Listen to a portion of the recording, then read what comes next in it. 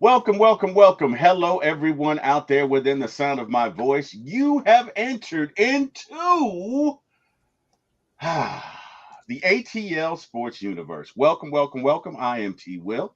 I'm here with my co-host, Mr. Scott Carasik, like Yes, Jurassic sir. Park. I'm still working on it, Scott. I've been Hey, butchering it for like darn near a year, so I got to say it to myself, but it's Mr. Scott Carasik. Falcons aficionado, stat aficionado, sports aficionado, and yeah, man, we're gonna talk some Falcons tonight, a little bit of Braves tonight. It is Friday night in the ATL, and I hope everyone is having a great night and a great day. And yeah, man, hopefully you are looking forward to a great 3-day weekend. no, And I am.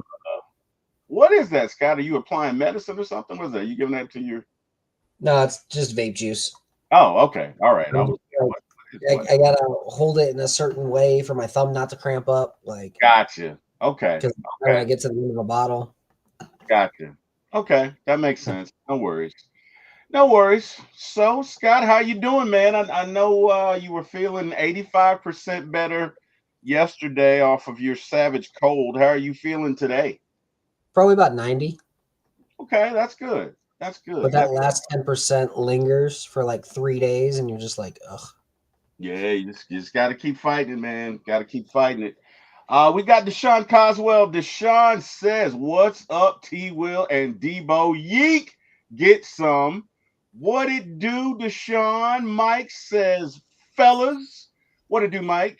Hopefully all is well this evening, and you guys are doing okay on this Friday night. So what up, what up, what up in the world of sports? Let's get to it. Tonight we are talking Falcons and Braves. We're going to start with the Falcons and then we will then end with the Braves. And so, Scott, I'll tell you what I noticed about this schedule and what I'm excited about. The NFL, it appears, has bought into the Atlanta Falcons.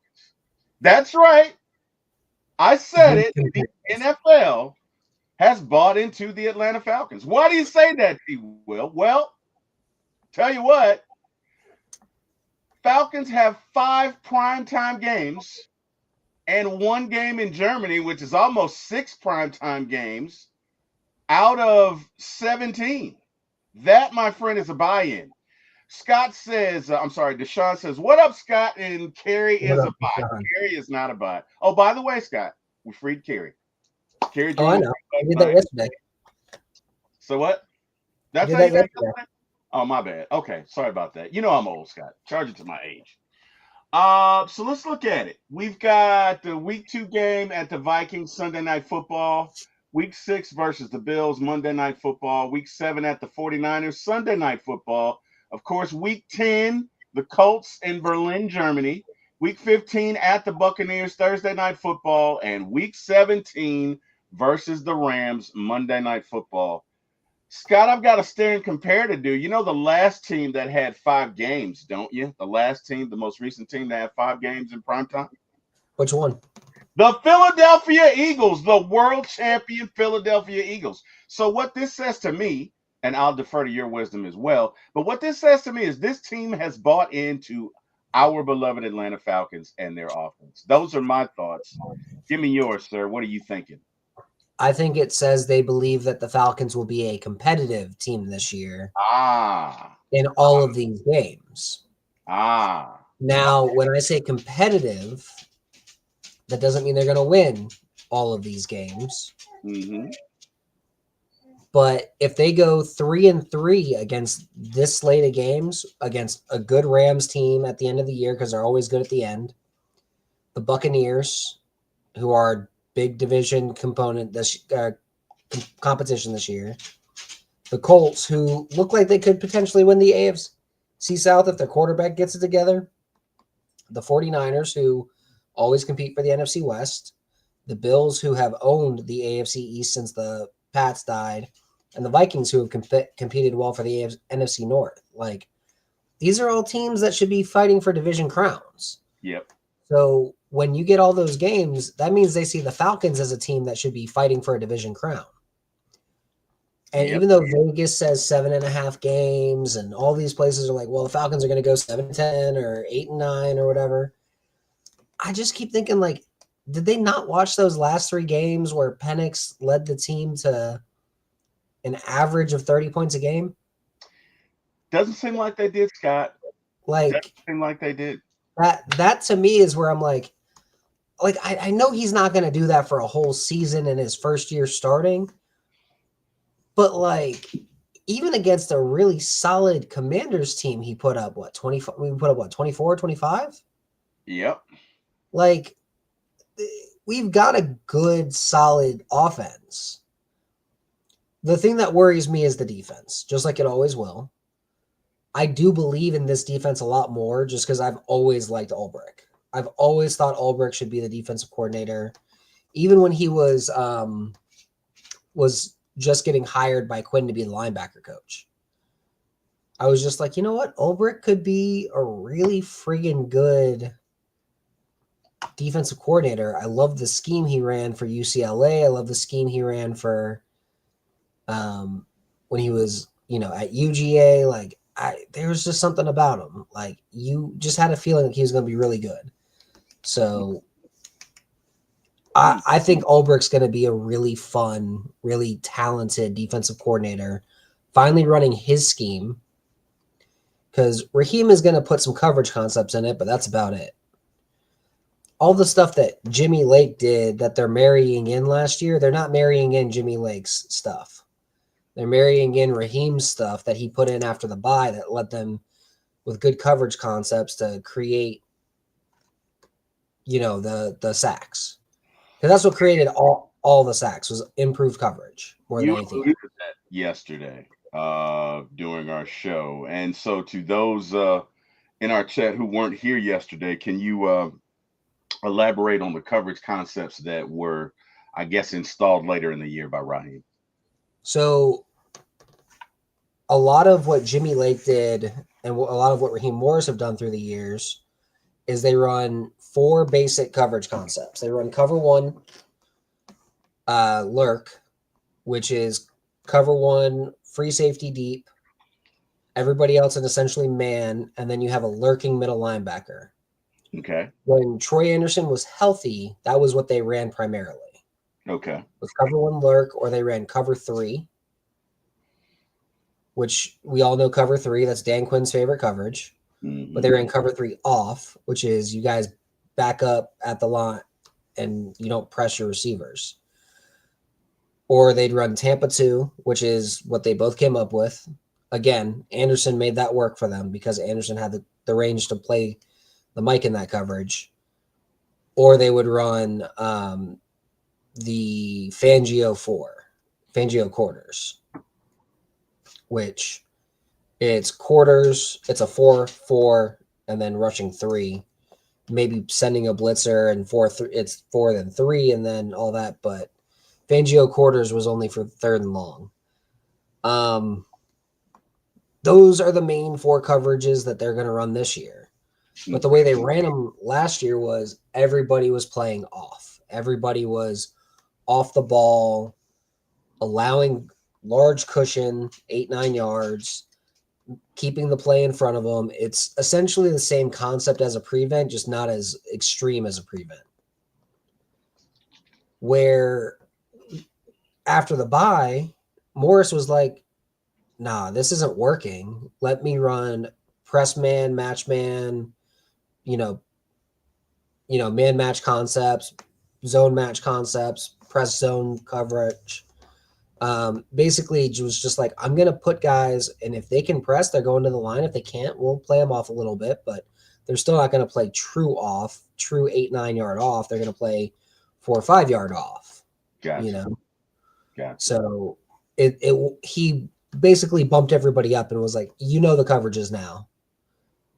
Get it together, make it work. Gotcha. And the only team that really, I feel, took true advantage of that against the Falcons last year was Washington. They were the only team that could capitalize on how to beat that. Yeah. Towards the end of the year, and they didn't even beat it that often, but they did have a couple of big plays against the Falcons. Happens. But That stupid penalty, was it against, who was that stupid penalty against? Where he did literally just touch them running by. that wasn't even really a penalty. And you saw the Commanders linebackers doing that all game. And then, Bobby Wagner's doing that all game. And then Malone gets called for it. And you're like, where's the consistency here? Because he didn't really do anything. He didn't. It's just a coverage bump. Like, right. It's not a legal contact. It's literally just a coverage bump. Like that never gets called. I've never seen that called like that. And even the announcers were like, I didn't really see a penalty there, but I guess it was so incidental. Like it was just a quick, you know what I mean? I don't even think he tried to obstruct him. It was just really quick. We got to do some house. Arm of him. Yeah, exactly. Georgia Texas boy says, thank God it's Friday, T-Will and Falcons family. The new era is here. The Atlanta Falcons will rise in 2025. I love it, Georgia Texas boy. Georgia Texas boy, I think the Falcons can do something special this year. I am in agreement with you. King Richie says, fellas, what it do, King? T. Terry says, what's up, fellas? What it do, T. Terry? King Richie, what's good? I'm ready for the season. So are we, King Richie. So absolutely. Are we. So, Scott. Hold on. Ronnie's hitting. It's just starting. Well, it's his first at bat. Okay. No. I'm saying the game's starting. Oh yeah, game's been on for a couple minutes. Sale had a hit allowed, and then all that. But I mean, it's Ronnie. I gotta watch Ronnie. I understand. I completely understand. And first pitch, out of here. Are you serious? I had it in my gut that the first pitch he saw today, wow, he was gonna hit. He sure did. I was like, he's gonna do some shit. It's 467 feet. Yeah, he was ready to get back. He was ready to get back. The place is gonna be mad tonight, man. Wow, that's crazy. That is good. Oh, I see you, Ronnie. I see you. Boy. That place is loud. Yeah, I see it. That's crazy. All right, so Scott, let me ask you this. What's the one thing about the Falcons that, or it could be many things, but what's the main thing about the Falcons that makes you confident going into this season? That it feels like everybody on this team has something to prove. Okay. There's literally one guy on this team that has nothing to prove to anybody. And that's Bijan Robinson. Okay. Like, he probably doesn't feel like he has to prove anything to anybody, right? He knows he's one of the top 5 backs in the NFL. Gotcha. Like, he knows he could be the number 1 if he just breaks a couple more tackles, and gets those long Saquon Barkley runs. Because that's really the only thing that's different between him and Saquon Barkley this past year is Barkley was breaking that last tackle and getting 80 yards where Bijan was getting 21. 22, 24. Gotcha. He breaks 7-8 of those tackles. That's another 400 yards. Like, he's right up there with Barkley. He's right up there with, Henry and these other guys that get these real long runs. Gotcha. So he probably isn't feeling the pressure to be like, oh, I belong here. Gotcha. London probably isn't feeling that pressure either, but I just feel like a lot of these guys there's just so much pressure of, hey, we have to perform. We've got to do our shit. Like, we don't care about what anybody else thinks about us. We just need to prove to ourselves that we are a good team and that we deserve to be in the playoffs. So that's where I think that, to me, more than anything else, has me feeling confident. It's not that, and it goes down to Michael Penix too, right?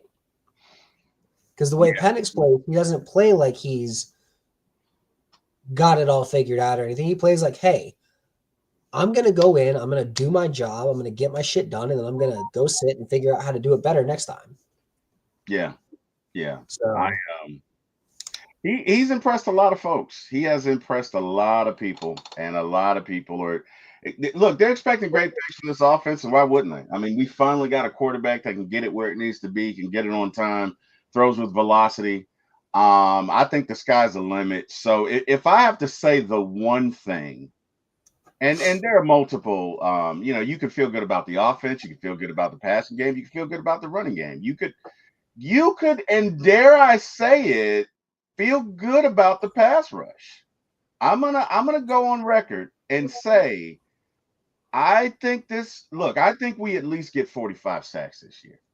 I'm gonna say at least. I'm not going crazy saying we got to do 60, 50. I'm not saying that, but I think we at least get 45 sacks. I think Ebiketie is going to have a breakout year. I know we got the rookies, and that's great. I know we got Trice coming back, but I think Ebiketie is going to have a breakout year. But if you made me pick one thing that I'm like, yeah, okay, it's got to be the offense, man. It's got to be that Oh, offense. I think that offense is going to put up 28 points a game, maybe 30, but let's start conservatively with 28, and I'm excited about it.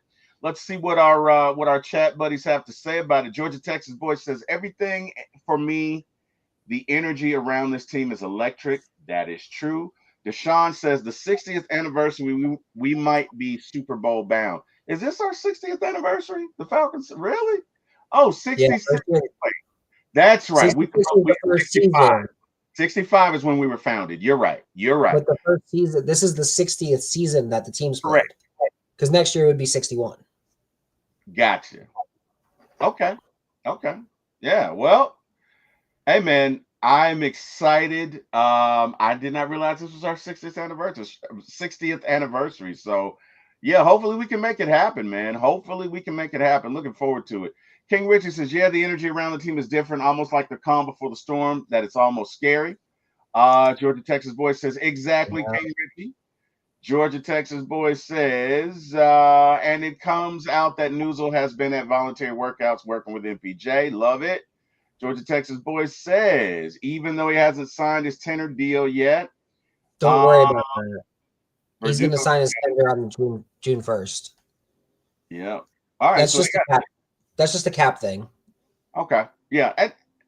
I wish you were here when somebody brought that up the other day. We were on the show, but yeah, I mean, I think it's a formality. I think he's going to sign. I don't think it's going to be an issue. King Richie says, yeah, the energy is almost moi Goku like. Okay. I haven't watched Dragon Ball Z in a while. DSGB Hall has joined us tonight. He says, what's up, fellas? Acuna first pitch, back home run. That's right. That's right. Georgia Texas boy says, everything we wanted for this team we have. Finally got a young, complete team. Let's see here. Georgia Texas boy, one of our rookies will be defensive rookie of the year. Okay. And it won't be who you think it is. Okay. Well, so who do you think it'll be, Scott? Share it with us. Regale us.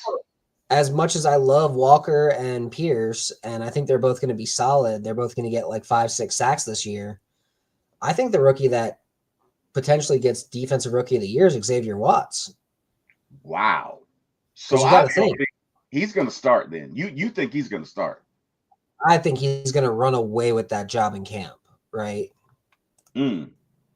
So if you look at just how schematically they use, he can play either free or strong safety too. So, I mean, Jesse Bates may not get 100 tackles next year. He might get 80. And then, let's say Watts gets 75, but he also gets a couple tackles for loss and 7 or 8 pass deflections and an interception or 2 and creates a couple forced fumbles. Like, that's enough of just general bulk stats that you can be like, man, this guy's pretty damn good. They got him in the 3rd round. I'm telling you, man, he's an eraser in the back. Okay. He's an eraser. And there's only so many erasers out there. And they call it an eraser because when someone else makes a mistake, what do you do for a mistake? You erase it. That's Watts. That's the kind of player he is. I love Jesse Bates. Jesse Bates is not an eraser. Jesse Bates doesn't make up for other people's mistakes. Again, it happens. Jesse Bates makes some of his own mistakes, but he makes up for it because he has his own big-ass plays that way offset it. So it sounds like you're saying that ultimately Watts could be better than Jesse Bates. Am I hearing that right? Is that what you're saying? Or Different styles of guy, two different styles of safety. okay, okay, So I don't understand when people say Watts reminds them of Jesse Bates because he doesn't remind me of Jesse Bates. okay. He reminds me of Reggie Nelson. All right. So for the layman, give us the difference between Watts and Bates in your mind. So or like an Earl Thomas, Okay. but he's got more size than Earl Thomas, which is why I say Reggie Nelson. Um, he covers up any mistakes made on the back end. He's a great deep safety. He has fantastic instincts. He's a playmaker on the ball. Where Bates is more of a freelancing kind of guy. Okay. He's going to go make plays where he sees fit. I'm trying to think of another safety coming up that was similar, like back in the day kind of thing. Like Rod Woodson when he was with the Steelers is kind of my best. After Rod Woodson moved to safety, that's who Jesse Bates reminds me of. Gotcha. Which again, Rod Woodson's a Hall of Famer. Like, really fucking good player. He just wasn't an eraser in the back end. And again, Yep. two different types of safety. Yep. But you want to have one of each. You want to have the guy that's going to make 15 big plays in a year, and you want to have the guy that's going to make 6 but is going to cover up everybody else's mistakes. That's how you end up with a really good overall defense, by having two really solid safeties. Yep. I can dig it, man. I can dig it. Ronnie looks good in that in right field, doesn't he? Oh, he looks good. He looks. They showed him. Um, I when you were looking away. They showed him on I'm camera. so glad he's back. Oh man, he looks good out there, man. He looks good. Ah, You know, ah, ah, I love it. I love it. I love they it. cut Arcia. You said what? They cut Arcia for him. I Crazy, man. know. You know what? We gotta talk about that. Let's get through the Braves content because I'm excuse me through the Falcons content. Jesus, I'm so excited. I don't even know who we're covering. But I thank you for reminding me of that. I did not add that, but we have to talk We'll about go that. over that for sure because that was a interesting move. Well, it's interesting. It was. It was. So Debo and I owe Debo an apology because he brought up something and I was like, they're not gonna do that. And we were chatting today and he was like, you scoffed at me. And I was like, I didn't scoff. I might have chuckled, but I do owe him an apology because I think what he suggested is a possibility. And I'd loved it, but we'll get into it. All right. So uh that's the good, and I'm excited about it. Let's move forward one step. What is it that keeps you up at night, or what is it that scares you about this team potential? Honestly, nothing. Okay. Okay. Like from the Falcons' perspective, Yeah. nothing. As long as they're healthy and everybody develops on the path they're supposed to develop on, this could be a really good team. And it does ride or die with Penix, but I think he's mature enough to be that true, really, really good starting quarterback in the league. I do. Yeah, I do too. I do too. I, So I do too. Only thing that so size wise, are we small at our defensive tackle positions? Give me your thoughts on because the only thing that scares me a little bit is just defense against the run. so we talked about that on the other show, but a lot of people focus on size. Oh, they're not the biggest. The average NFL defensive tackle right now is 303 pounds. Okay. The average Atlanta Falcons defensive tackle right now is 301 pounds. Okay. Are we a little small? Sure. Okay. Whatever. Yeah. Are we like drastically smaller than any other team? No. NFL teams have gotten way smaller at defensive tackle with how much the passing game has proliferated around the league. Yeah. So when everybody's passing the ball and you got all these pass rushing defensive tackles on your rosters, you might have one guy who's 330 pounds, and then everybody else is 295 to 305. Yeah. So Are we a little bit smaller than average because we don't really have that starting 305 or 330 pounder? Yeah, probably. But I mean, it's not that big of a difference, right? Okay. You're not looking at a crazy, again, you're not looking at a crazy difference between the Falcons and every other team in the league. Okay. Okay. That's fair. Do you think that Pierce and Walker will play all three downs, or will they come in just on passing situations? Like, give me your thoughts on that. I don't think any single defensive end, edge, outside linebacker plays all three downs. Okay. I don't think any defensive tackle plays all three downs. Okay. So the way that Nate Ollie and Jeff Ulbrich are going to run that front seven outside of the linebacker room is very different. You're going to have one Mike, and you're probably going to have either Anderson or Diablo. And then there's going to be some plays where you have Anderson, Diablo, and Ellis out there all at the same time. And they're going to treat Ellis more like an edge at that point. But I digress there. They have with Anderson, Diablo, and Ellis, those guys are going to have their own little rotation between the three of them. And the green dot's probably going on Bates, if I'm being honest with you. When it comes to the defensive tackles, you're going to see waves. Okay. Think of it like hockey lines. Okay. So your first line might be, Harrison, Rook, Dorless, Walker, Ellis, right? And then boom, next line comes in. Boom, next line comes in. And that might not be exactly the lines that they're coming up with, but No, I that's just got off the top of my head. you. Like, You're saying rotations essentially. Rotation. exactly. Rotation. So Okay. with the entire defensive line, with the strong side linebacker / nickel edge spot, that's all of that is going to be rotational. Gotcha. Waves and waves and waves of people just coming through. You're probably going to see a rotation with Pierce and Floyd together. Yep. You're probably going to see a rotation with Ebiketie and Walker together. You're probably going to see a third wave where it's Walker and Ebiketie on the field at the same time. And then a fourth wave, like you're going to see all sorts of mix and match with all the different defensive linemen. And that's a good thing. You do need some chemistry on the defensive line, but with the way they do the penetrative scheme, it's not as big as or important as you would think. Okay. All right. That is fair. Who is your under the radar? And I know we probably talked about this on another show, but again, this is Friday and a different audience, so you For get sure. it.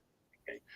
Who is your under the radar player to jump to really advance the most or develop the most or have the best season on both offense and defense? So on defense, I've got a couple. Okay. Zach Harrison and Rook. I think those guys take the That's the other biggest thing. steps. That's right. That's right. And then on offense,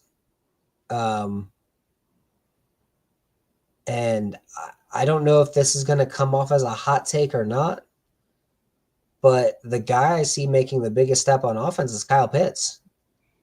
Okay. Okay. Let's talk about that. Why do you see that? Why do you feel like he's just gonna take it forward? So there's a couple things that you kind of look at with Kyle Pitts, and you're like, from his first year, he was great. He had Matt Ryan. Ryan knew how to throw him the ball. He also had the highest target rate of any player on the team that year. Okay. So of course, his stats are going to be a little inflated. Right. Also throw in there, who else did that Falcons team have to throw to? Cordero Patterson? Yeah. Yeah. Like, that's it? Yep. Now there's so many more targets better than Cordero Patterson around him. Yep. So that throws a lot of stuff out of whack when people look at it. Then year 2, knee injury. Also, Mariota sucked. Yes. Terrible. Then year 3, Ritter Heineke sucked. And he was still recovering from the knee injury. Then year 4, brand new scheme. 2 different quarterbacks again.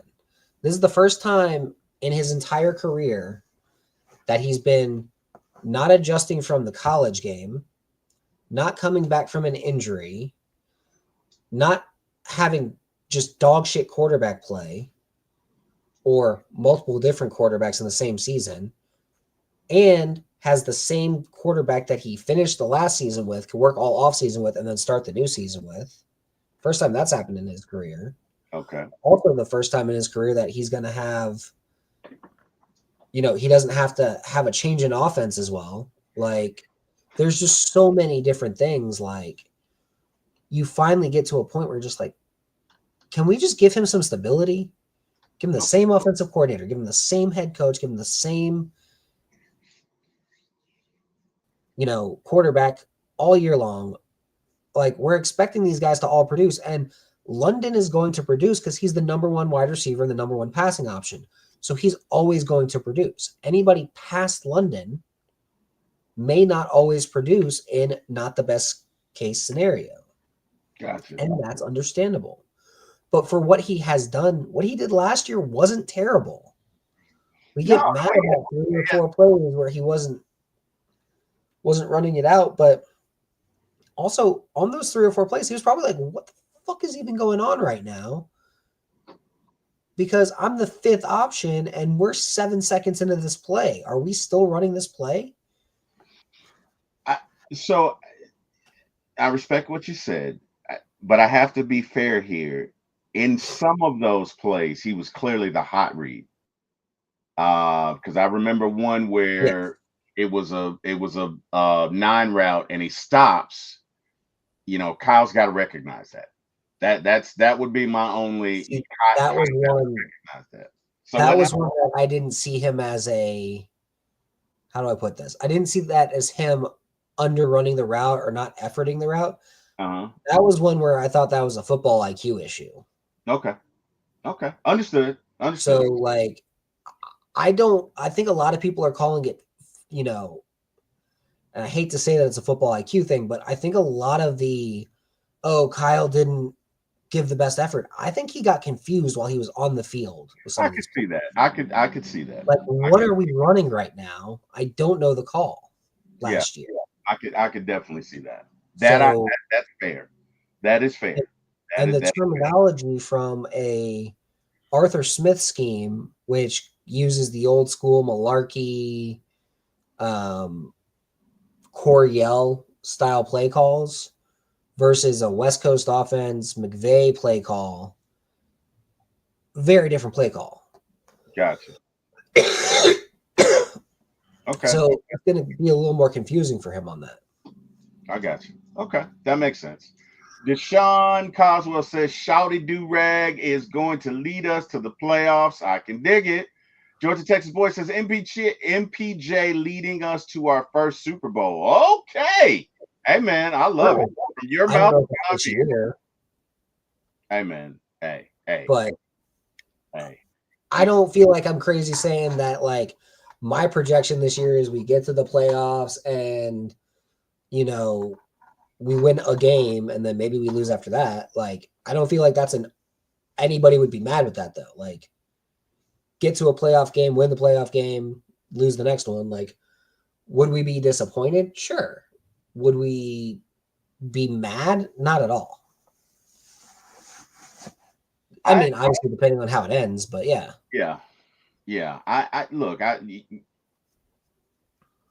I would be happy with the 1 playoff win, and look, let's get to the playoffs, okay? Number 1, and 1 playoff win, I'm happy with it. But hey, if things align right, we face the right matchups, we get a little bit lucky. Yeah, 2 playoff. I mean, hey, you never know. You never know, but hey, definitely love that. Let's see here. Okay. King Richie mastered Ultra Instinct Goku T-Will. I have no idea what you said, but okay. Obviously, that has something to do with Dragon Ball Z. Michael, does Watt start next to Bates over Fuller? And I think you said yes. I I don't think think you. Fuller makes this roster. Wow, you don't. You don't think he makes the roster at all? Look at his contract. Wow. Okay. Sheesh.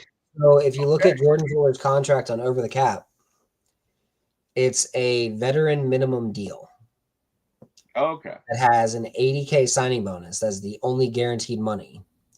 If he makes the roster, he has $5,000 per game and active roster bonus. I hate to break it to you, but that's not the deal that a starter signs. That's Got the deal that a guy who's competing for a roster spot signs. Okay. Okay. I All right. think it's more likely Helms would start over Fuller if Bates was hurt at this point, based Mm, on what that deal says to me. You don't sign a veteran minimum deal if you're expecting to start. okay. All right. That makes sense. That It's makes that simple. that makes sense. All right. Carlos says, "What's going on, fam? I got to catch up getting worked like a mule. It's graduation weekend, and I guess my name is Mr. Bentley." I hear you, Carlo. Well, hey, man, welcome, Carlo. Unfortunately, We're glad to have you.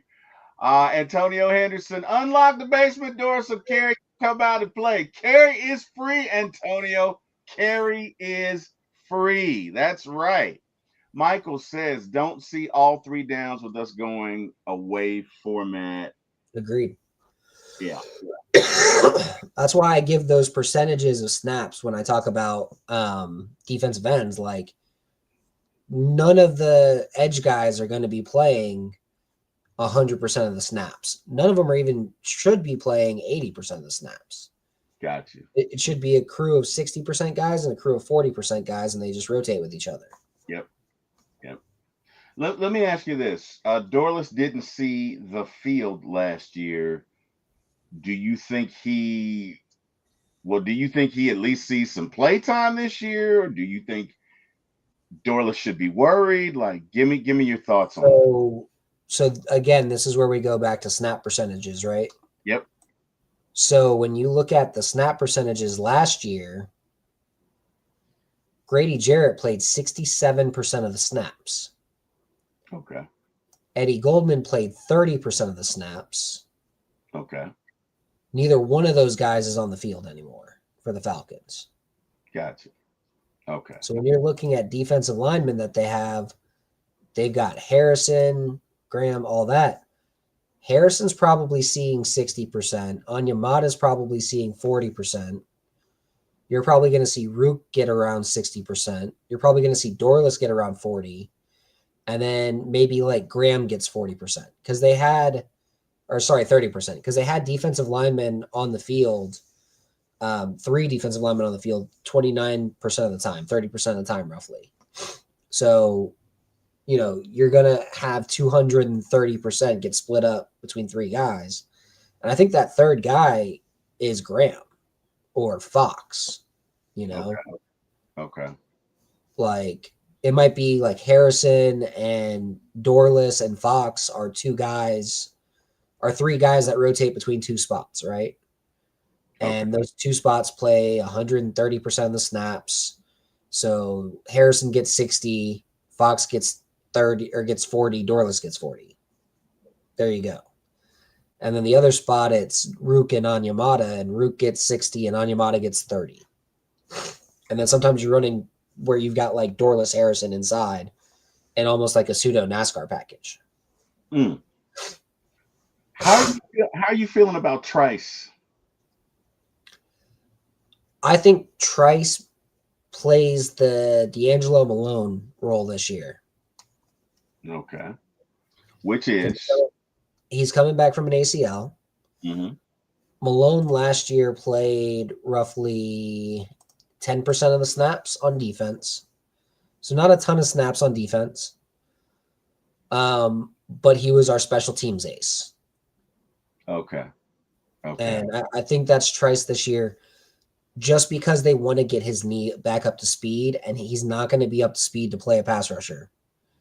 Gotcha. Now, next year, I think they keep either Floyd or Ebiketie, and they roll out with Trice, Floyd or Ebiketie, and then Pierce and Walker.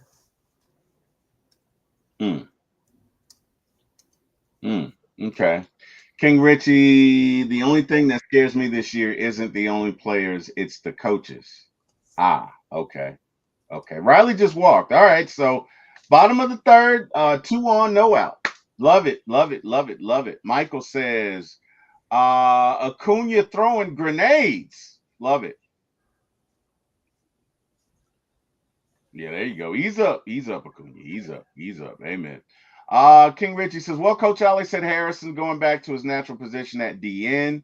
So if we do that, then who's playing D tackle or getting more snaps? And I think you kind of covered that. So, Go ahead. again, Harrison has never not played defensive end in Atlanta. He's always played defensive end. He plays a 5 technique or a 6 technique defensive end. So last year he played a 5. This year he's going to be playing more of a 6, actually off the shoulder of the tackle. Okay. But the Falcons are going to run a lot of stuff where it's Harrison, and then off his shoulder is going to be Walker. Got you. So those guys are going to be paired together because Walker's at his best when he has a big guy able to set the edge next to him. Gotcha. Just throwing it out there.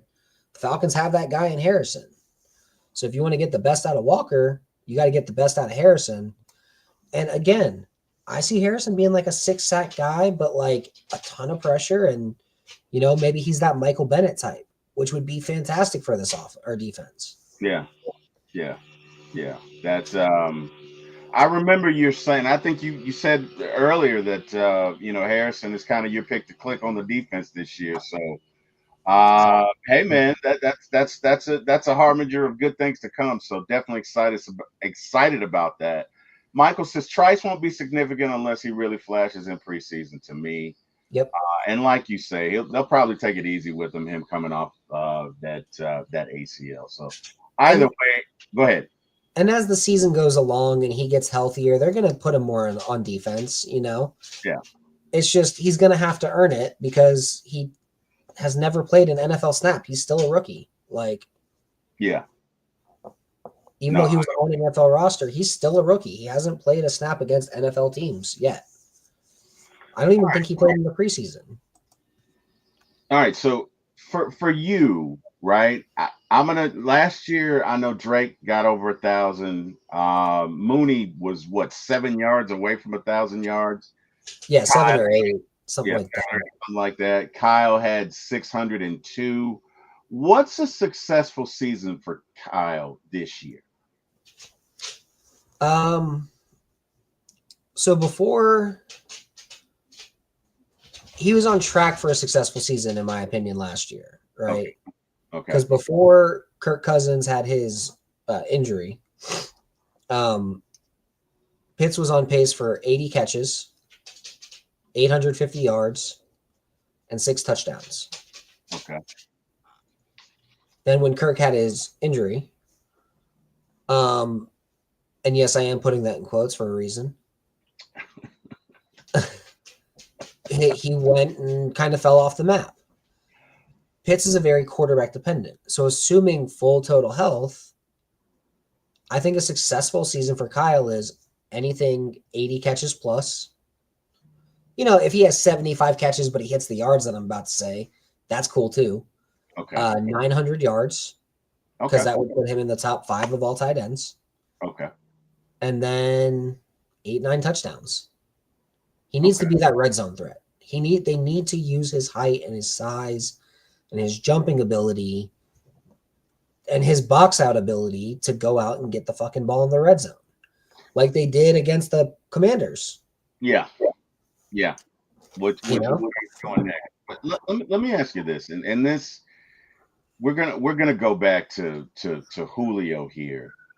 The one complaint about most fans was that Julio didn't score the amount of touchdowns that they thought he should score. But I felt like that was more scheme. Like when Julio's the only guy you got that 6'5" or whatever, you're gonna triple cover.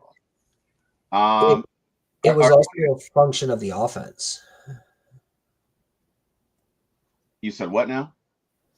So wide receiver touchdowns are a function of the offense. Right, right. No, I get it. I get it. So if your offense is designed that, hey, your wide receiver just got taken down at the 5, and you've got a pretty solid run game, which every time Julio had a big year, the Falcons did have a pretty solid run game, right? Okay.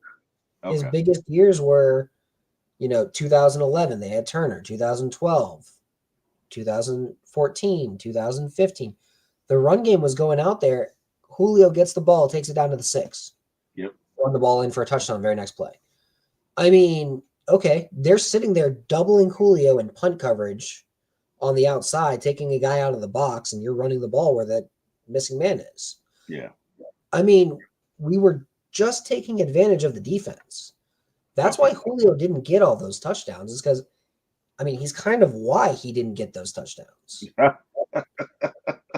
He's a victim of his own success. Is that what you're saying? 100%. Okay. Because they would try to scheme him open, and then he'd be running with 3 defenders. Yeah. And you got Calvin Ridley or Roddy White or Tony Gonzalez even at points. Yeah. Or Harry Douglas. Yeah. Or Mohamed Sanu on the back end, wide the fuck open. Yeah. Are you throwing to triple covered Julio Jones? No, you're not. You're clearly or not. you throw it to your number 2 that you trust just as much. Maybe not trust just as much, but in a wide open situation, you trust them.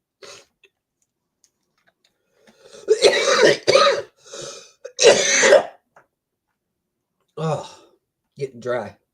I know. You just gotta fight those last couple of days, Scott. Gotta fight. Man. Gotta fight. Sorry. It's okay. It's that okay. Wide open guy on the back end of the play, right? Yeah. Even if it's Tevin Coleman. Tevin Coleman had a 50-yard touchdown on a play where Julio Jones was getting triple covered. Mohamed Sanu was running an underneath route, had a single guy. And then they had Austin Hooper running like a weird, post corner style route. And Coleman was just wide open coming out the backfield, like, all right, I'll just take it. Yeah. I'll just go 50 yards for a touchdown. Like, I don't give a shit. Yeah. You mentioned something earlier that I would love to see. Well, it wasn't earlier. It was a show we did a couple of weeks ago. But you piqued my curiosity. And that was you line up Kyle and Bijan in the backfield, and you run them both on angle routes. Now, obviously, you're going to have Drake and Mooney take the defense downfield. Obviously, for you to do that, they're downfield.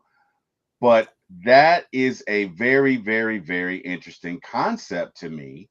And I hope it's something we see, because good luck stopping that, right? Like, first off, if you got Kyle in the backfield, most people would assume you're running some sort of reverse or run play or whatever, but you're definitely not going to see a double angle route coming. And you run one at 10 and one at 5. That'd be absolutely crazy. So I would like to see that. Like, you really, I gotta say, and obviously for me to bring it up a month later, clearly it resonated with me. But I've really been thinking about that. Like, what would that look like, right? So you let's say you run Drake on a go, you run let's say you run Mooney on a post. Yeah. You run Drake on a post, you run Mooney on a go. Yep. So you've taken out the safety and at least one or two corners maybe, and that should leave you some linebackers to cover. And good luck with that, because you're not going to be able to do both. You're not going to be able to do both. So, I'd love to see that. I'm going to run that on Madden, but I'd love to see how that play out. And another thing to me.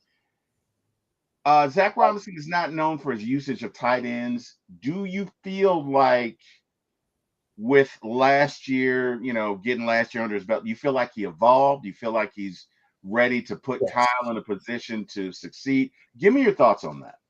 I think we see Kyle as a big slot a lot more. Okay. Running a lot of the same routes that London runs. And I think London gets to see his playbook expand a little bit more, which is perfectly fine. Okay. All right. Because London showed a lot more last year with his route running than he had ever before. I got you. Okie doke. All right. So King Richie says, "Oh, okay. Got it. Thank you. Because I was wondering who they would implement their something or another." And Craig says, "You can line Pitts up at the unemployment line." Damn. Oh, Craig is on one tonight. I mean, I don't know what they're expecting from Pitts because, like, he's the number 2 option in this offense at best. So any number 2 or lower option is very quarterback dependent. And when you have your quarterback injured, then those 2, 3, 4, 5 options are going to hurt statistically. It's just how it works. So I think with Penix, he's going to be a lot better off. Yeah, I think so too. I think you will. We got Deboe vibes in the building. Deboe, how you doing, man? What's going on, bro? I'm doing fantastic. How y'all doing this beautiful Friday evening? Hey, man, we are doing great. Deboe, as always, it is good to see you, brother. It is always good to see you. I couldn't wait for you to get here because I wanted to discuss with Scott a suggestion that you made. And I told Scott, and I told the chat I owe you an apology. Now, I did not scoff when you made the suggestion, okay? For the record, I did not. I may have chuckled a little bit. I that's what you did. All of you. I did. You know, I stood firm. I stood firm. All right, so here's a suggestion, right? Here's a suggestion. We're gonna shift to the Braves here. Woo! Boy, sailed through the hell out of that ball, man. Sorry about that. Let's see. All right, so Ronald Acuna is back, right? And is he ever? Let me say something. Hey, the thrill is back. Hey, first pitch of the season. Left field. Park. God. Would you not want to be there right now? God. That's all I'm saying. Majestic. Man. Oh my God. And I didn't take up the opportunity. And I'm just like kicking myself because he hit it right to where I normally sit. Damn. Yeah. You really messed up. You really messed up then. Damn, you cost yourself a ball, Scott. It's like section 149 or 148. That's where he hit it to. That's where I always sit because I love sitting there. I love watching a game from there. Damn. Wow. Yeah, you took the L on that one, bro. Yeah, I'm okay with taking an L on that one though, because like I'll be there tomorrow. Yeah, man. Look, bro. If I may, I've been waiting a long time to get on a panel with Scott because I've been wanting to ask you a question, and I just want to know your logic in it because you might be right, I might be wrong. So I heard through the tea leaves that you said at the end of the year, Clark Phillips is going to be the second best cornerback with the Atlanta Falcons. Did you say that? Yes, I think he's going to start across from AJ Terrell. Okay. And I'm just asking, like, what do you see in Clark Phillips and make you think he's going to start opposite side of AJ, particularly with the draft picks that we got, with the young kid from Oklahoma and everything. But you saying that he's going to surpass, to be the left corner? Is that what you're saying? No, he's going to play where Mike Hughes is playing, which is right corner. Right. Yeah, because Mike Hughes is great in man coverage, but really awful in zone. And this scheme's going to be a lot similar to what they ran with. God, why can't I remember the guy's name? Nielsen, with Ryan Nielsen. Okay. So this scheme's going to look very similar to that without all the sub or sim pressures, right? Mm. So schematically on the zone side of it, it's going to be a lot of cover 3, a lot of cover 2. Mm-hmm. And that's where Clark Phillips thrives, is cover 3, cover 2 stuff, where Hughes is 100% a man corner. Okay. All right. So Phillips is going to outperform Hughes throughout the year. They're going to split time most of the year anyway. That's just what they did with them last year. That's a Jerry Gray thing. Right. His number 2 corner, he likes to flip back and forth between whoever's the hot hand. Okay. That's just what he's going to do. That's Jerry Gray's call. Jerry Gray runs D-backs. Right. And my only my not pushback, but my question to add on to that, Jerry Gray was with it. He's been, well, of course, he's been, with us forever. So are you saying the only difference between this year and last year with Clark Phillips being the second best cornerback, it was a scheme? Yeah. Oh yeah, it's 100% scheme related. I thought Clark Phillips was pretty solid last year outside of those couple of deep balls he gave up to MVS in the Saints game. Right. Those were the only 2 bad plays I remember seeing on film. It was like, dang, those are bad plays, but everything else looked solid. Do you think he's gonna be a starting cornerback when the season starts? I don't know. I'll be honest with you, I don't know. Because I think they're gonna look at it and go, well, we've got Tampa first week, we've got Vikings second week. We need that bigger corner for the bigger number 2s. Mm-hmm. Because your number 2 of Godwin 6'1", 6'2", and then your number 2 of Addison 6'1". Godwin, he's not gonna be ready. Are we sure about that? I'm pretty sure he's not gonna be ready, bro. I might be wrong, but I don't think Godwin's gonna be ready. It might be it might be the second year kid. I forgot his name, Jalen, the second year man out of Washington. But I don't think Godwin's gonna be ready for the season opener. I wouldn't be shocked if he is, though, because ACL is normally a 6-7 month injury. He got injured in like November or late October. Right. So that means he'd be ready in now or June. And you with his injury and with them with them even drafting Mbuka, you still think Chris Godwin's going to be starting with the number 2 to start the season? Absolutely. Wow. Okay. And in terms of who's getting targets, where they're lined up, I mean, their offense is a lot like ours. They're going to run some guys.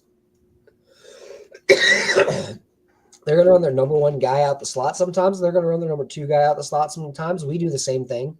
Mm-hmm. If you look at it throughout the year, last year, London played 30% outside on the left, 40% outside on the right, 30% inside in the slot. I mean, we do the same thing with our guys. We rotate them all throughout. There's no one set position for wide receivers where you lined up this play.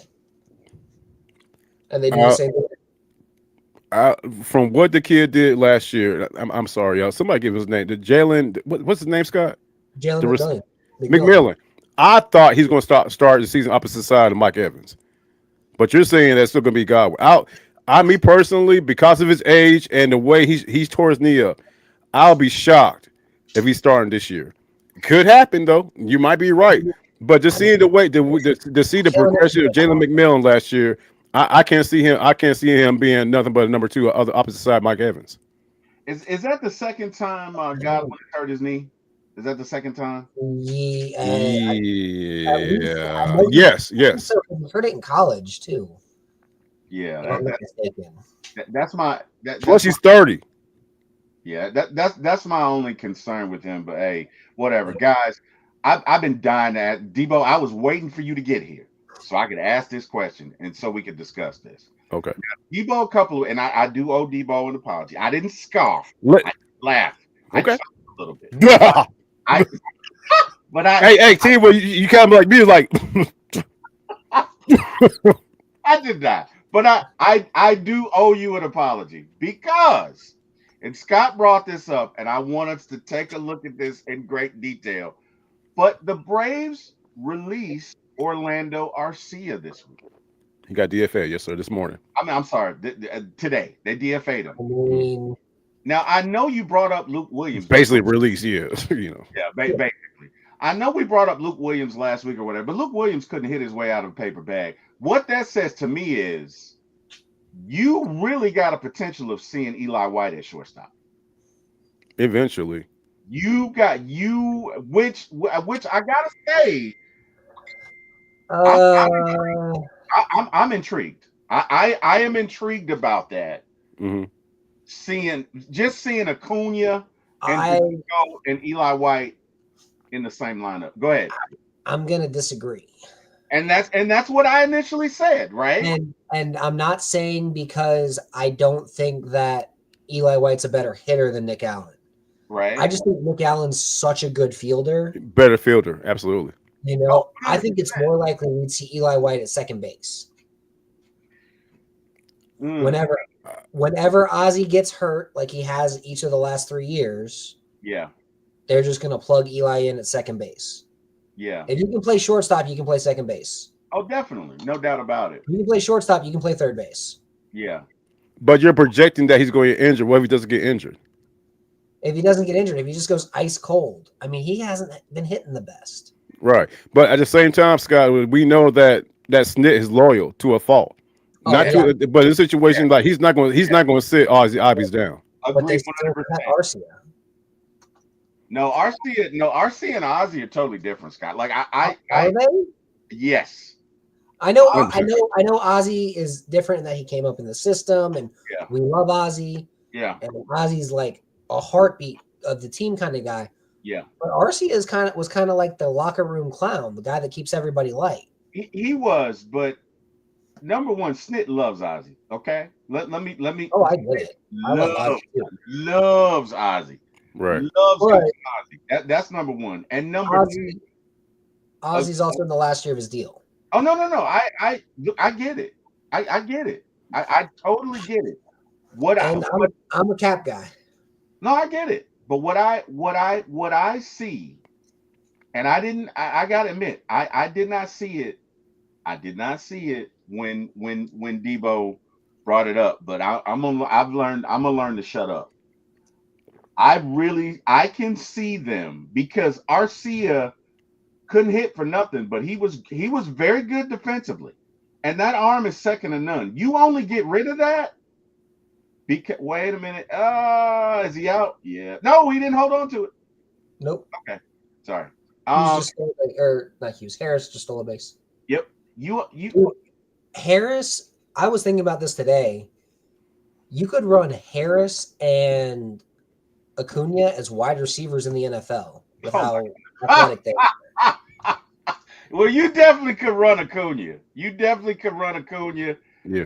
could run Harris. I can see. I mean, Harris probably run for 4.5, but like he's like, you know what? Hey, bro, I'm not gonna lie to you, Scott. I've always had a fascination with this scenario of cross mingling Atlanta athletes with different sports, of how they were doing different sports. And one of the first, I don't know why, I have no idea. When he was here, he's not here no more. I started thinking about Joseph Martinez of the Atlanta United when he was doing his thing. I'm like, damn, he would be a good punt returner for the Falcons. Absolutely. Shit like that. I have no clue why I be thinking stuff like that, bro. Because he could cut on dimes. He definitely right. Yeah. It's interesting concept, interesting conversation. I would love to have one day, man. This is why you cross train when you're growing up, right? This is why the offensive linemen were at wrestling practice every day, even though not a damn one of them was our heavyweight. They all lost to our heavyweight. They were all food for the thought, like food for the slaughter. But like offensive linemen, defensive linemen, all like anybody that was in the front seven or anybody that was on the O line was at wrestling practice every single day.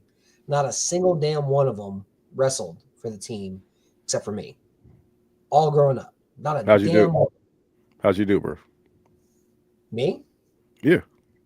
Oh, I won 2 state championships. Damn. Hey, that's what's up, bro. Wait. Damn. Sophomore. Scott, how long have I been podcasting? Yeah. T-Wil, you got to ask appropriate questions, bro. That's what you're not doing. I asked Scott just like that. How'd you do?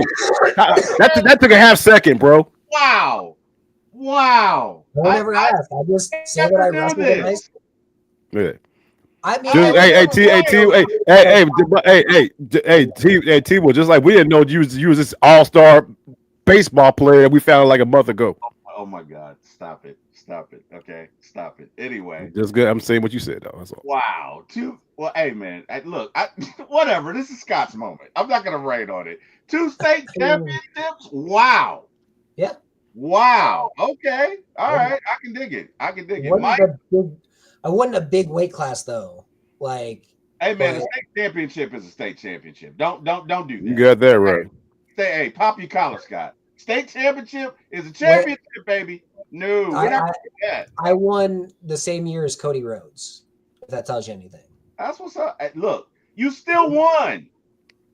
Dusty was really nice and shook out all of our hands. Let me tell Bottom you something. line is, you still won. You still won. Let me tell you something. In high school, I assure you, I won no state championship. So I'm very much impressed, bro. Amen. Amen. I second that. Amen. Amen. Mike says, I said Profar. Y'all thought I was crazy. Laugh out loud. And then I think he's talking about RCA here. He says, you have to crack jokes when you can't produce. Mike, shout it. What Mike say about Profar? I don't know. I have no clue. Yeah, Mike, what'd you say about Profar? Because I missed that one. If you don't mind, elaborate on that. Guys, Acuna's back, and we see first bet like the difference that he makes, which we all knew. I just think that's phenomenal. I can't wait. Can the Braves still win the division? We're like 50 games into the season. Absolutely. Okay. Come on now. Okay. They could still win 100 games. Yeah, I totally think so. Good. Right now, the Mets are a mess right now. Yeah. Yeah, but the Phillies are surging, right? Phillies have been playing well lately. I got a hot take on this one. Oh, What's yeah. that? What you got? When Profar comes back, they should cut Verdugo. You can't use him. You can't use Profar in the playoffs. That's what I'm saying. Why would they do that? Exactly. I was about to say the same thing, bro. The suspension, You got to get to the playoffs first. Yeah. Right, but once we get to the playoffs, what are you going to do? You can't bring him back. Yeah. Once you cut somebody, they had to develop a playoff roster. Yeah. You can't bring Verdugo back. Right. So what you going to do in Profar's absence? Who you going to play? You're going to trade for a left-handed hitting outfielder that you can platoon with Eli out there. Who? I don't know, but somebody. Ooh, you better not run on that. You better not. That's. Yeah, I haven't done on that. So my view here is Verdugo has hit 154 this month. Right, and I touched on that. Me and Chris Tipmore was on, and we were talking about the accolades of Verdugo. And my point was, you look at the front end, what he did, of how great he was, and what he's did since then, which has been shit. You know what I'm saying? But at the same time, Profar is not going to be with us in the playoffs. Do we got to get to the playoffs first? Yes, we do. But once we do, we're going to need somebody out there to man the left field as well as have have a decent bat. Correct. And I can't see AA reaching for somebody mid-season to try to find somebody when we already got somebody who is proven who can try to do something. Plus, we're paying him $1.5 million, right? Which is nothing. Number one, and peanuts. Yes, absolutely. Number two, let's say you get to the playoffs and Eli White goes down. You got to have somebody. Here's the thing: when what they probably will do when Profar comes back, probably get rid of Stuart Fairchild. That's because I like him. He can run. Fairchild's the guy you send to AAA. Say like, hey, exactly. Stick in this organization, because if you stick in this org and we make the playoffs and you accept the AAA designation, you actually can make the playoffs and come back. That's the only caveat to the playoff roster. You can get cut if you go to the AAA org of the same team. Yeah. No, and then you can get added back to the 40-man later on in the year. Yeah. I get There's a lot of weird shit with baseball stuff.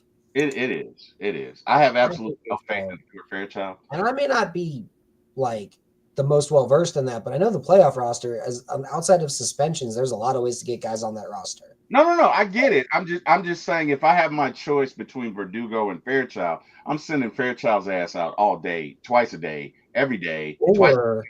Not even close. Or here's a hot take: Kelnick starts tearing it up in AAA, and then we're like, maybe we should just call. They're not bringing Kelnick back up. Yeah. I'm gonna be honest with you. Kelnick would have to hit 450 I mean, He would just have to be Babe Ruth out there, bro. I right, can't. Yeah, right. I can't see Yeah, him bring down ever coming back. he'd have to be otherworldly. I mean, I hear you, right? Because they've And been that's a possibility, Scott. But we're talking about what ifs. Is well, he doing that right now?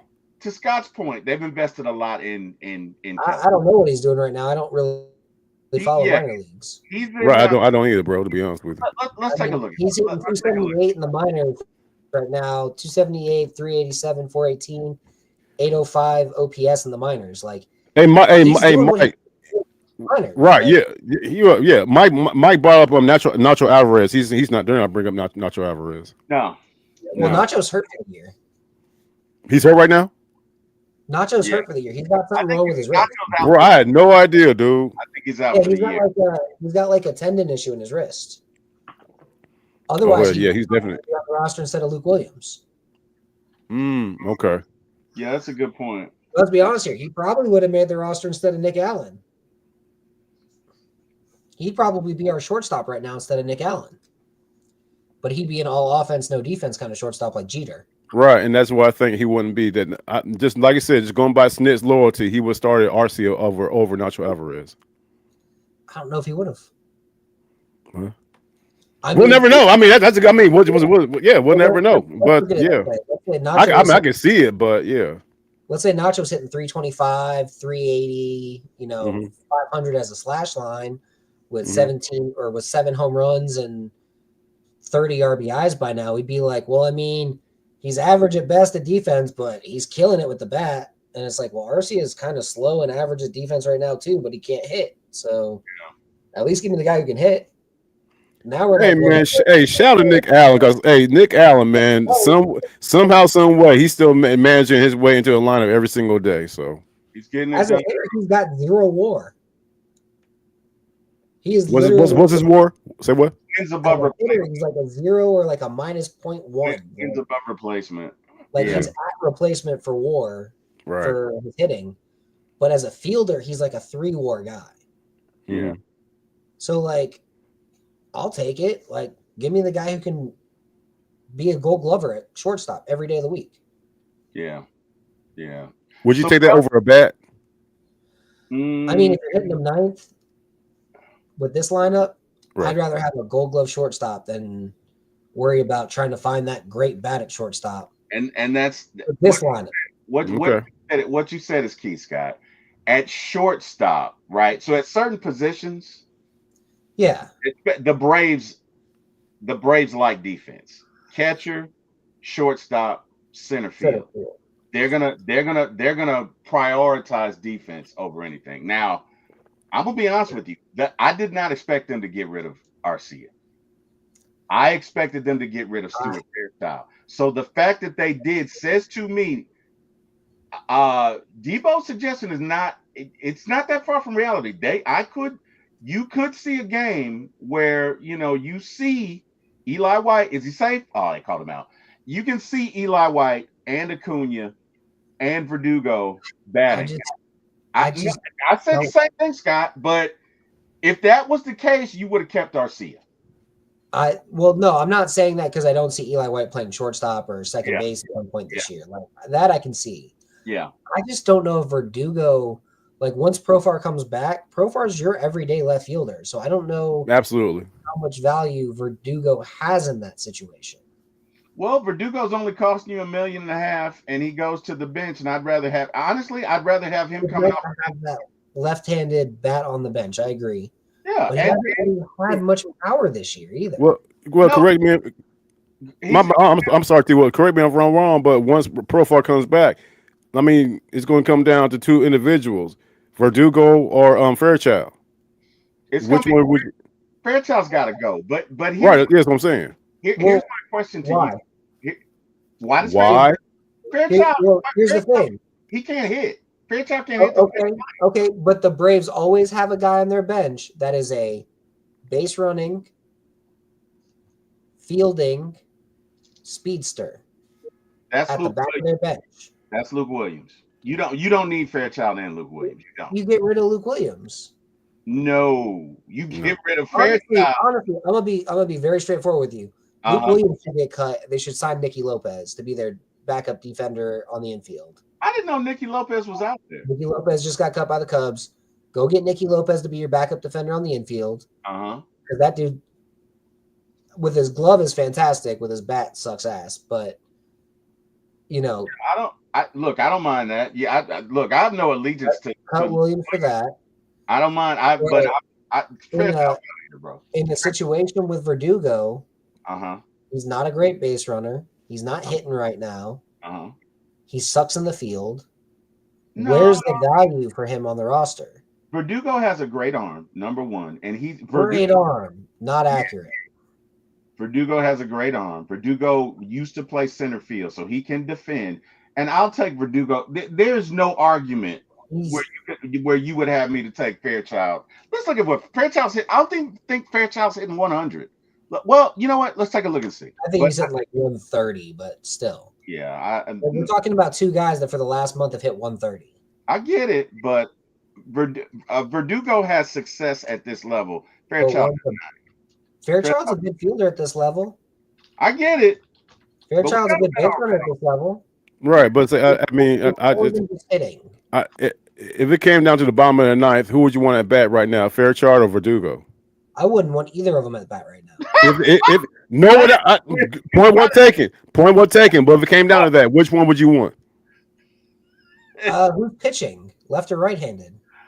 We'll say righty. I'd throw Verdugo. That's going to determine who's at bat. Is it a lefty? I'm gonna throw Fairchild out there because they're both hitting like shit.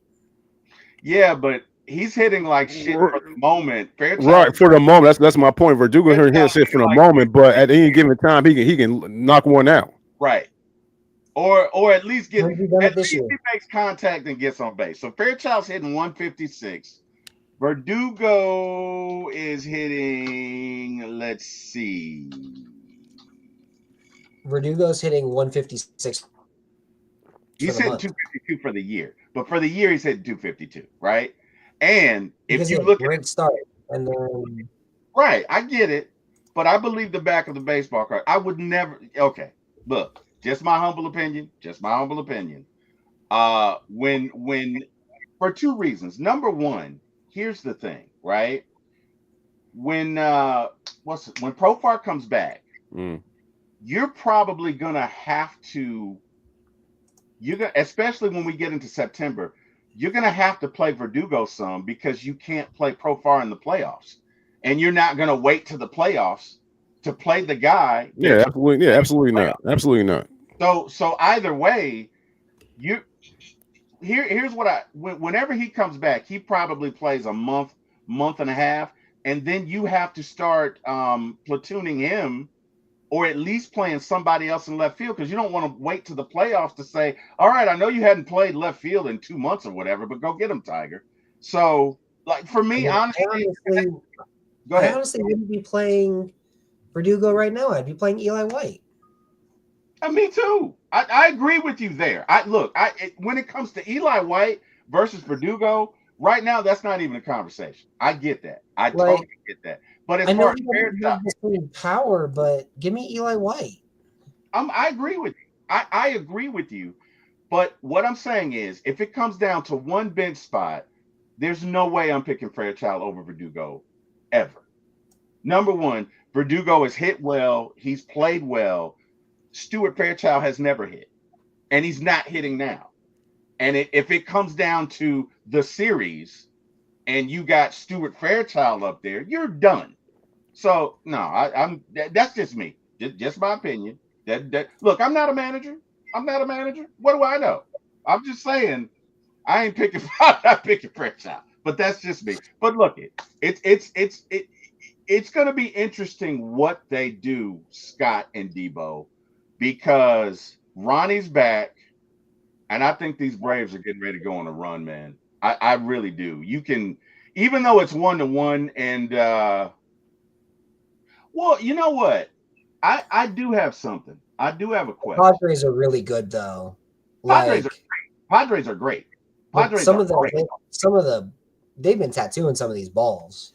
Oh man, the Padres. I'm about to say, hey, before I came on, I've been watching these balls that are hitting off a sale, and they've been tattooing the hell out of them. Yeah. Fortunately, they've been staying inside the park. and I have no clue what's going on with Sale. Not saying the location, whatever, but during this game, they've been tattooing the fuck out of these damn balls Sale was throwing. Yeah, Hey man, like, Padres, but that's the Padres, Padres, right? yeah, The Padres are really good, and I don't think yeah, people realize just how good they are. they Like, are, they are. Even though And even though talk about even though they've it, lost 6 straight. well, I mean, you know, look, that they happens. lost That 6 straight. It is a streak, yeah. I know, I get it. that One. happens. Like, But now the record's realistic. they're one of the best hitting teams in the league, right? So let's look at let's see here.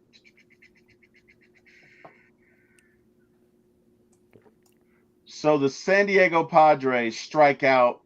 The only team that strikes out less than them is Kansas City. That's number one. So when you talk about tattooing the ball, they don't strike out much. They make contact. That's one thing they do.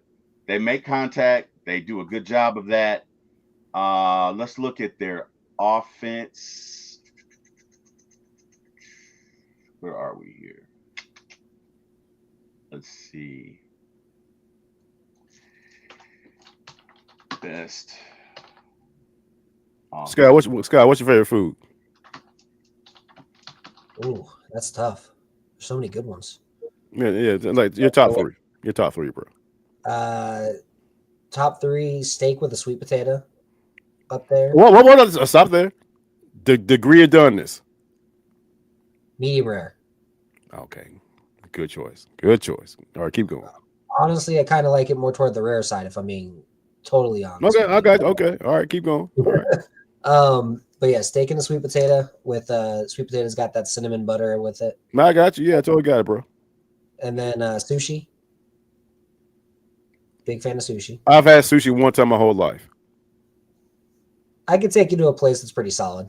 One time. And the time I had it, bro, it was like California roll, so it wasn't even real sushi. That's not even real fish. Yeah. I mean, it's fish, but it's not real crab. No, I got it. And shoot, top 3.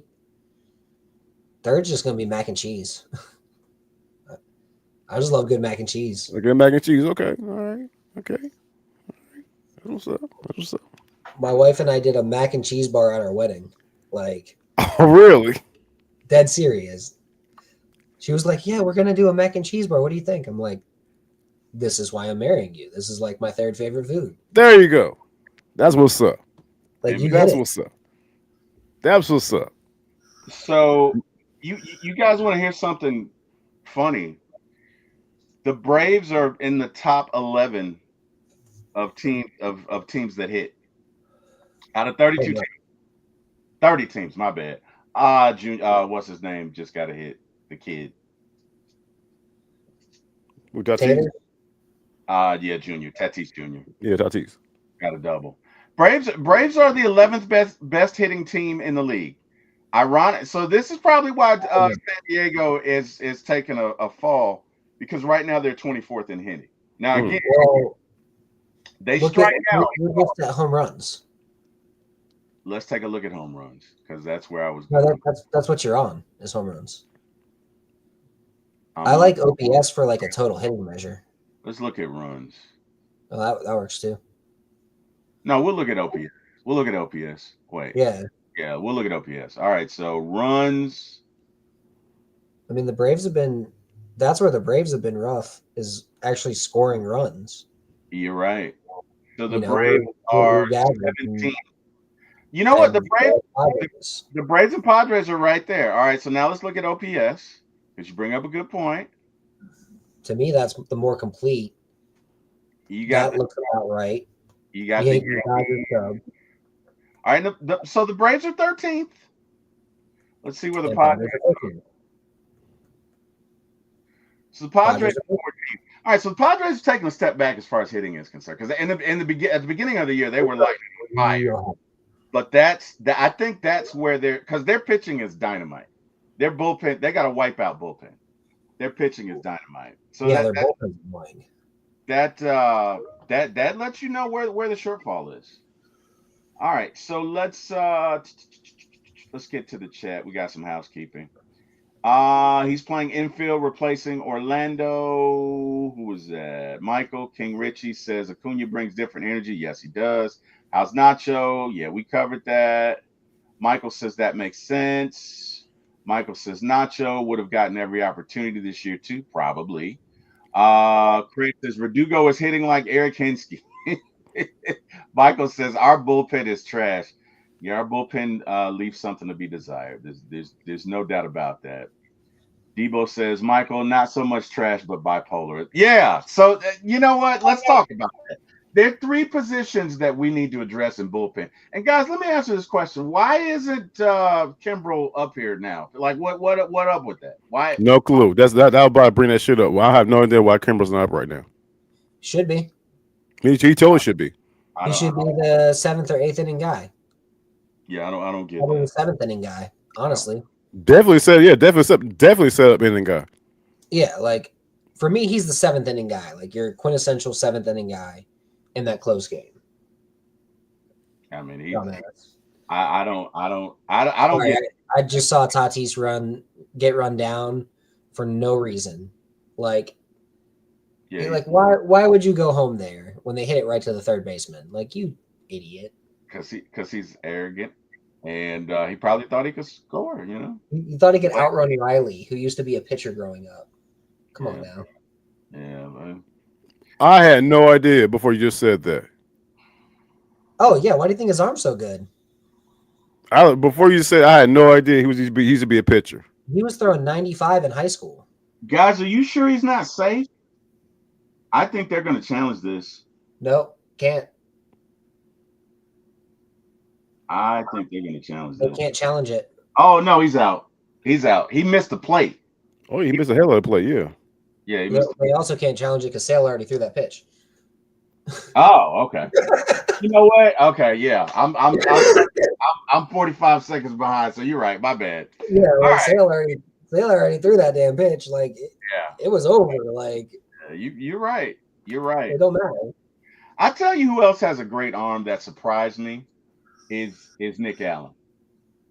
And I'm not saying he has Arcia's arm because Arcia's arm is great, but Nick Allen has a decent arm. Like I'm just looking at the sizzle factor when he throws it. Like he can get it there, man. Nick Allen has a decent arm. He can throw. I would say if RC is throwing like 98, Allen's throwing 90. Okay, that's fair. Like Allen's the Maddox and RC is the Smoltzy. That's fair. That look, like Arcia has a cannon, man. Arcia's arm is one to behold, no doubt about it. But Allen's the technician with the perfect feet and getting the throw off quick. It's just so pretty when it comes out of his hand. You know what I mean? And I don't know how to describe it, which sounds silly talking about a shortstop. But just when you watch him make those plays, it comes out of his hand so smooth. I like Nick Allen. I like him defensively. I think he's so good. Michael says it's crazy we got Sale for peanuts. Yeah, we sure did. Yeah, Thank God we did. I would love for them to DFA Grissom so we could get Grissom back. I'm just saying. I would love to have Grissom back in this game as baseman. Where would you put him? Second base. You really don't like Ozzy, bro. That's the second time you said that, bro. No, there's no way I'll put him second base over Ozzy, dog. It's the last year of his contract. Is Ozzy re-signing with us? Yes. So you think a Grissom would be more productive than Ozzy just overall? As productive as Ozzy, yes. More productive, I don't know. Why not? Well, okay. You know what? I get that Ozzy.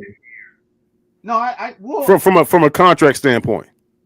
From a contract standpoint, would you rather pay a little bit under $1 million a year for Ozzy's production, or would you rather pay $7-8 million a year for Ozzy's production? I want to pay a 7-8 because it's proven. Yeah, that's fair. So I think Ozzy, and to Scott's point, and I'm not saying I agree, because I'm gonna go with Ozzy until I just can't go anymore. But Ozzy this year has just been god awful. Now the thing about Ozzy is a very streaky hitter. So Ozzy is the kind of guy that can go on a run and carry you for a month. Usually, before last year, before he really got hurt last year, because I'm gonna throw last year out. He got hurt twice. I'm gonna throw it out. But before that, Ozzy was good for 30 home runs, 100 RBIs, and he's probably gonna hit you 250 to 260. He is a far cry from that this year, right? But Acuna's back, and Acuna tends to have a very good impact on Ozzy. I know. I'm looking at it very optimistically. No, I mean that makes sense. But if we get Ozzy on a run, we got Acuna back. I'm gonna bet in that. I'm gonna bet on Ozzy. Not only that, Ozzy goes on the run, goes on the run that he's supposed to go on. Yeah. And they don't have him hitting 5th in the order while he's going on that run. I'm gonna be pretty pissed though, because them putting Verdugo in that 5 spot just feels wrong right now. No, I agree with you. If Ozzy gets hot, put him in the 5 hole. I've no issue. Put him there because he'll be hitting right after Ozuna, and then you could put whoever's hitting the catcher right after Ozzy. Yeah. Whether it's Baldwin or Murphy, doesn't really matter. Put the catcher after Ozzy, and then I would even say flip Nick and Michael in the order. I would always have Michael with Acuna backing him up. That's where he hits at his best. You talk about 9th, yeah. I agree with that. I agree with that 100%. He's like a 300 hitter hitting 9th. I agree with that. Anywhere else in the order, he's like a 240 hitter. I agree with you 100%. I could not agree with you more. I agree with that 100%. Wait, did he get him? Get out. God, shit. Damn it. Okay. T-Will, you say you're working that potty mouth, bro. You're right. Just Thank saying. you for holding me accountable. Yeah. Right. Yeah. Thank you, bro. You need one of those jars. Each time you cut, you got to put $1 in it. I do. Yeah. I do. I was getting I was like, dang it. Yeah. I cuss like a sailor, man. You're right. Nah, bro. T was trying to work in his cussing. He's trying to be more bad. Me, I don't give a fuck. I don't give a fuck either. That's why I'm like, what are we talking about? No, but he's right, and thank you for holding me accountable. Man, absolutely, that's what I'm here for, bro. Hey, man, I appreciate you, brother. Yeah, for sure. Yeah. Gary just sent me Mars code saying, "Help me, I'm locked in T-Will's basement." No, hey, Craig, let's let it go. Last night, it's on documented. It's documentation. Carrie's free. She might have the ankle bracing on. Oh wow! But she's free. Wow. She's free. Family right now, y'all let her chill. She's free. Wow. Oh wow! Damn. Oh wow! Michael says Grissom can only play in Atlanta. Maybe I don't know. So bring her to Atlanta. Let me ask y'all this question. So Ozuna is a free agent after this year. Do you with Drake Baldwin doing what he's doing now, and you still got Sean Murphy? Do you guys think we re-sign Ozuna or no? No. Your thoughts? No. No, you got to keep. There's no reason to. Just rotate out whoever's a catcher. Right. Literally, just go at your 5 and 6 hole in the lineup. Just have it be Baldwin Murphy every single day, and 3 out of 5 days, or honestly, you don't even have to go 3 out of 5 days. You can just go 3 days Baldwin catches, 3 days Murphy catches, 3 days Baldwin catches, 3 days Murphy catches. They play 162. They catch 81. The pitchers know both are good defensively, and they both get to rest. All right. Michael says, I bet they won't. Craig says, we re-signed Ozuna from the break. Did we extend him? We haven't extended him. Ozuna's in the contract year. Look at that. Let's see what you're talking about. No, Scott's right. We didn't. I don't think we did. I just want to tell you. I'm telling you, we didn't. Yeah, this is a club option year, and then there's nothing after that. We're probably going to qualifying offer him at most. At most. I don't even know if we qualifying offer him. He's been worth the contract since 2023, but those first 2 years was rough. It was. You ain't lying, bro. Yeah, it was. That 21-22 Ozuna era was rough. I was ready to cut his ass. Everybody was, bro. But Yeah. then he just turned. Hey, you want to talk about a turnaround? Yeah. Shit. Yeah. Last 3 years, well, yeah, because they added the DH. Once they added the DH, he was like, "Hey, I can DH every day. We're good." Yeah. When his ass was in left field committing errors and not hitting, come on. He's probably gonna get at least another offer of 16 million, but I don't see the Braves doing it. I don't. He in order to like I can't see it. I can't Yeah. see it. I can't see it. Yeah, I agree. I cannot. Yeah, he's 35 too. You know what? I can't see it because you got Drake Baldwin right now ripping it. And I mean, look, if that's a way to get him in the lineup every day, why wouldn't you do that? I don't see the logic in it. So no, I don't think they will. I don't think they will, guys. I mean, the big free agents for the Braves this year are Marcell Ozuna, Razel Iglesias, and Rafael Montero. Mm. Like those are the biggest free agents for the Braves this year. Do you- Like true unsecured, Oh, unrestricted man. free agents. Like I'm good. I'm good. I'm good. all of them pretty easily. I'm good with all. Right, I'm good. I'm good, bro. Like if we're being honest here, you can go out and get a designated hitter that could be just as good as Marcel. You know, not that tough. Oh man. Reese Hoskins is also going to be a free agent. Oh wow. Oh wow. And it'll be a little bit cheaper. Like, Craig says I'm not as drunk as Ozuna from the Braves during the season. Shame on you, Craig. Now we turned the door on that. All right, we've closed the chapter on that, Craig. We're not going back there. We're not even going to put that out there in the ethos. Craig, that damn Craig is funny.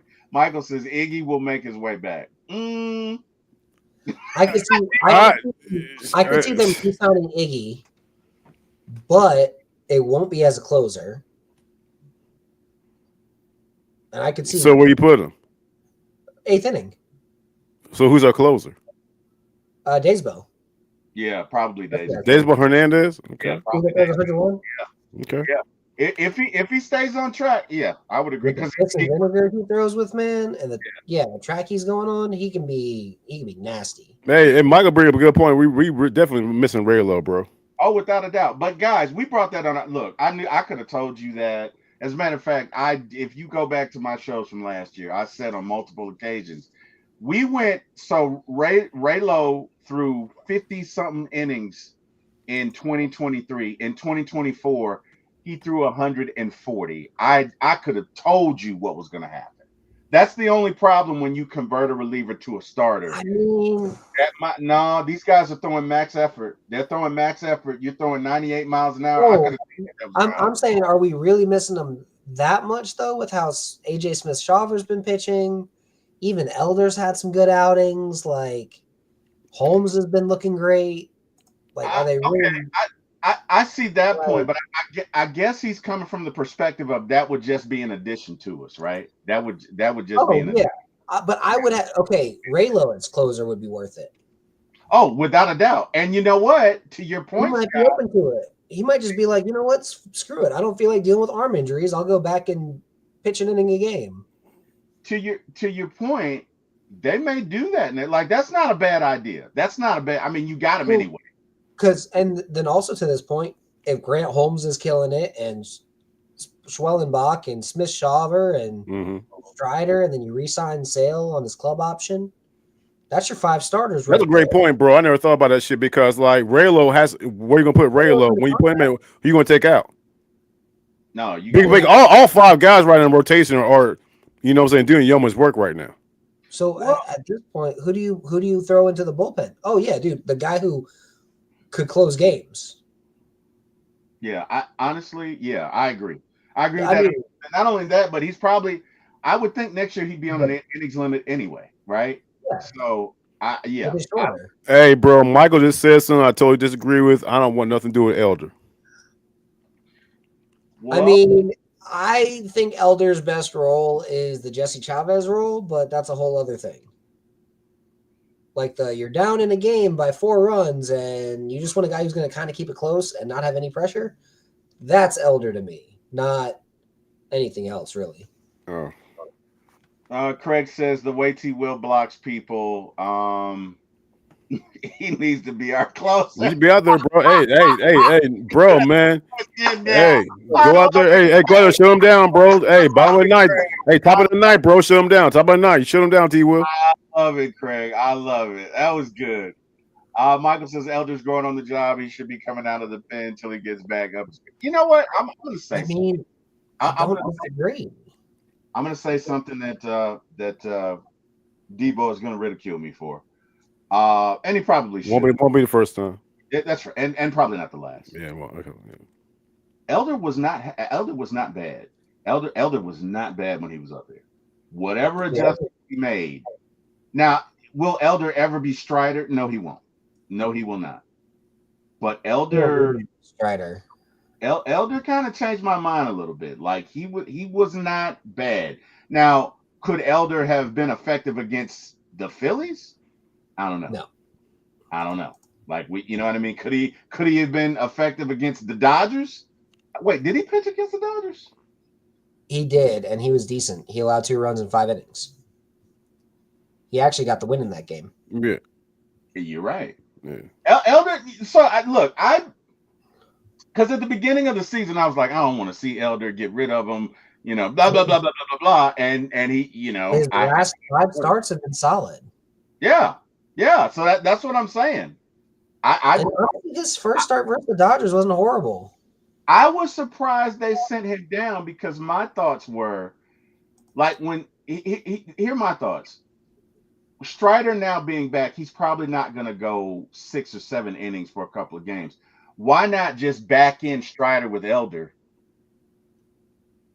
And you got a complete game there, right? So instead of going to the 3 relievers that are basically going to give up runs and give up leads, right? Yeah, pretty much. Yeah, I mean, I'm not disagreeing with that. Yeah, pretty much. On the day you pitch Strider, just at the 5th or 4th inning, throw Elder out there for 4 or 5 innings, right? And because he's been decent, and I'd like to see how that works out. I would like to see them try that. I don't know. Doesn't mean they will. What do I know? But it's just it's a thought. But I Elder impressed me. That's all I'm trying to say. I'm still saying the Jesse Chavez role. No, I get it. I know Scott Blewett's doing all right, but Blewett could probably play more high leverage with how he's been pitching. Yeah, Blewett's been great. I wonder what. So cut Montero, call back up Elder, have Elder play the Jesse Chavez role, have Blewett play the Montero role, and then you're in a much better position. Yeah, you can take Montero, bro. I'll take him for a box of now and later. Hey, T-Will, man, I'm not trying to alarm you, but you'll never believe it. What's up? Brian Snickers in the chat. Stop playing with me. Why are you messing with me? I'm just playing. if you believe Raheem Morrison in the chat, bro, then I believe that. So I'll throw it out there, bro. I mean, with how well Snickers has been managing, he might be sitting. Yeah. Brian sits in the chat. No, I'm gonna tell you why he's doing that, Scott. Because the other day, Big Low came in here as Raheem Morris, and I went total fanboy. Like it's embarrassing. Yeah, high pitch and everything. Your options went. Hey, talk about falsetto, bro. Falsetto. I went total fanboy. I was like, oh my god. You won't believe it. Oh my god. You won't believe it. I did. You would totally San Fernando Valley, California Valley boy. Oh, I went total fanboy. Michael, Trey Young. Hold up. Look, you know what? Let me see if I can play. We got Trey Young and Bill, yo. Hold up. Let me see if I can play. Let me see if I can find it. Hold on. Wait a minute. That was funny. I can laugh at myself. Hold on. Wait, video file. Let me see if I can find it. Shit, where'd it go? I'm sorry, bro. Hold on. I just saw something just now. What was that you were coming through your hair, Scott? It's a bear claw. Like a bear claw back scratcher. I use it to scratch my back. So he's a multitasker. Okay. Yeah, it's got multiple functions. It's multi-purpose. Okay. All right, yeah, Scott. This is Big Low. This is Big Low, and the joke you played on me the other day. Here we go. God, Raheem Morris is in the chat. Are you serious right now, guys? I'm really about to geek out. Okay, I'm Fanboy. really about to geek out. I hey, oh, okay. Oh He my really thought God. Raheem was in Okay. the chat, bro. Okay. I really did. That's Big Low. I was about to freak out for real. Oh my God. Big Low, you got me. Oh man. Big Low, you got me. That was funny. Oh my God. I forgot what the hell I was thinking. Okay. Oh, y'all would freak out too if Raheem came in your chat. Don't judge me. Okay. Dude, you would Do not freak out judge with me. some of the people I text Craig you. I says already if he know comes that. out with another fur coat video, I'm going to start calling him Big Purr. Okay. Raheem Morris. Of course I'm watching the show, T-Will. Big Low, I love it. I love it, man. I love it. And Raheem, hey man, we love you. Yeah. Yeah, he got me on that one. Yeah, he did though. He really. You were serious fanboy all of a sudden, bro. I did. The funniest thing was, oh my God, I'm about to geek out. And Low called and was like, nah, T-Will, it's me. Calm down. Oh, that was funny. Well, hey guys, this has been fun.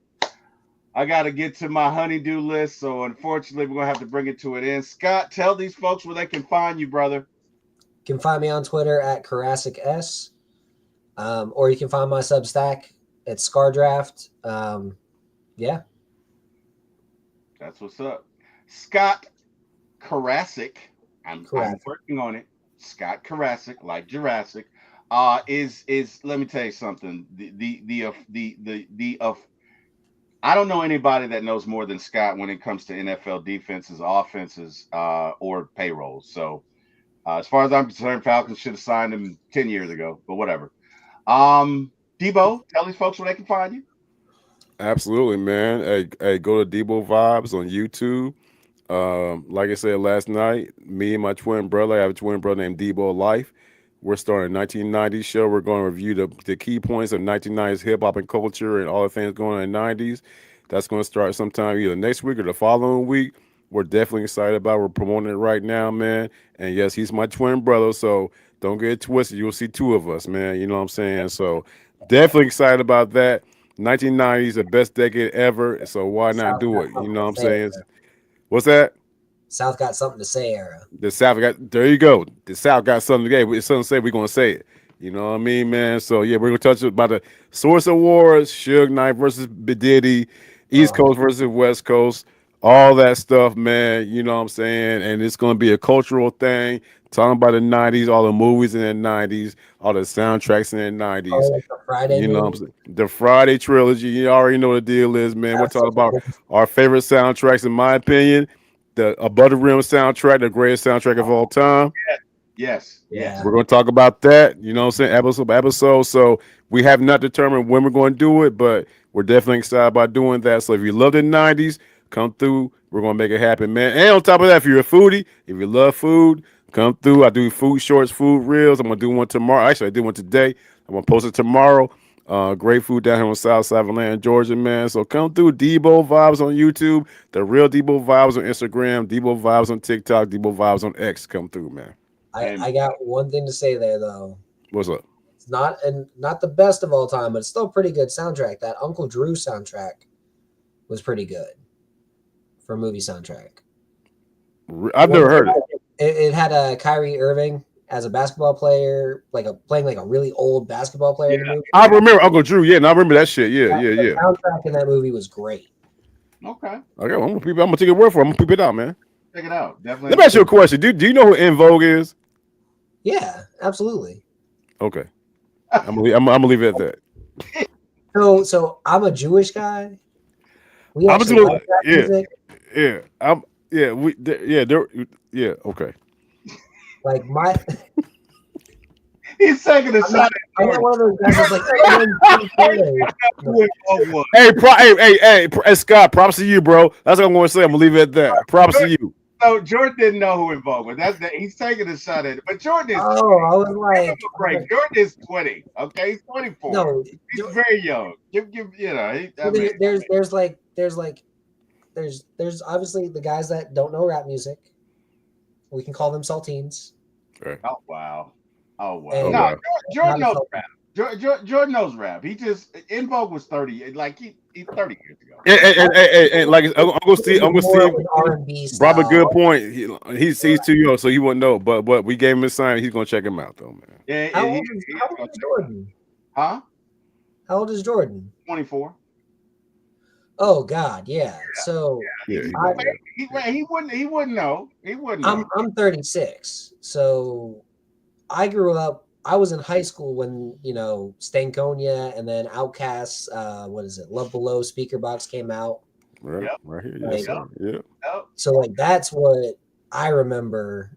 Yeah, like that's what I remember more than anything else growing up. I don't remember as much like Tupac and Biggie. I remember Outkast and like Nas and like that's more like Jay-Z, early Jay-Z. Right. Yeah, for sure. Yeah.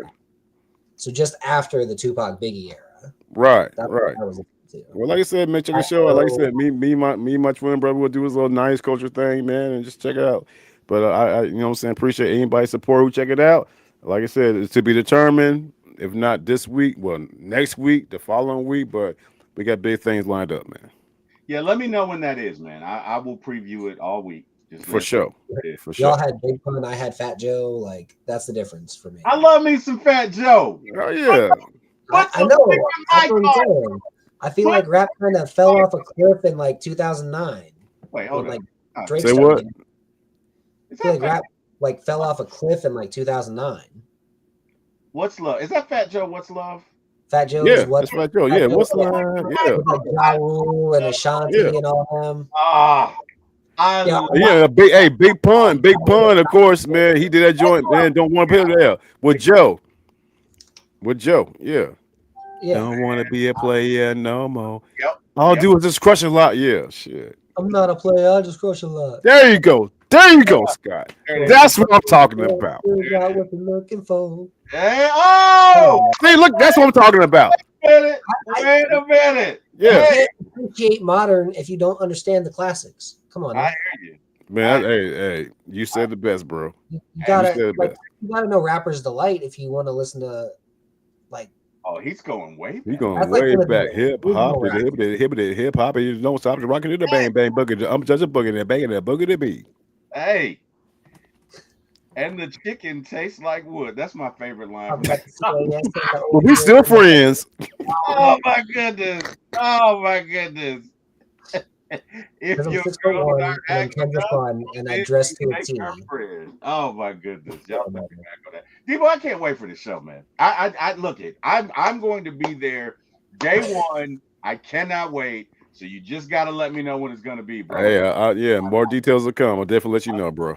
I'm excited about it. All right, hold on. Real quick. What's I up? got a nickname for Nick Allen, and I've been calling him Pop Gun. Pop Gun? Oh, because he's got no power. Yeah, that's true. He got no power, but he can. But for some reason, that ball gets from shortstop to first real quick. Yeah, it does. It does, man. But yeah, I mean, yeah. I don't know what it is. I like his guy. Pop Gun, man. He can't hit though. Yeah, Lil Nick. Yeah, Lil Nick. I'm not gonna say he can't make contact, but he has no power at the plate. But Acuna's up now, so let's go deep, Ronnie. Let's go yard here.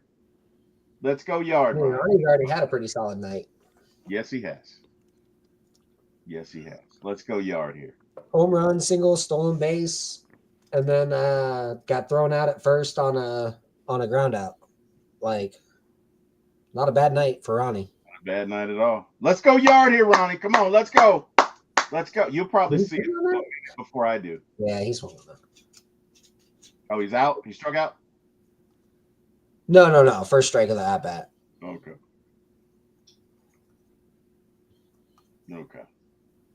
All right. I just saw that now. Let's see. Craig says apparently, let's see. I bet T-Will is your number one subscriber. No. Oh, damn, bro. Damn. Hey. Hey, man. It's fair. Hey, bro, I ain't gonna lie. After I saw you crush that taco yesterday, man, I believe it. That's fair. Hey, That's fair. so I'm just throwing it back to the Braves real quick. Next year, you could have Bo Bichette or Marcelo Ozuna. Who would you rather have? Boba shit. Yeah, I'm going Boba Shed all day. All day. I'm done. Without a question, bro. A solid shortstop. Absolutely, bro. Same money. Will Alex pay that? That's how old is Boba Shed anyway? 26. He's young, bro. Young. Okay. He's young Yeah, as hell. he was like 19. Okay. He might do that. And I think he needs a change of scenery. I think he's also just getting tired of Canada.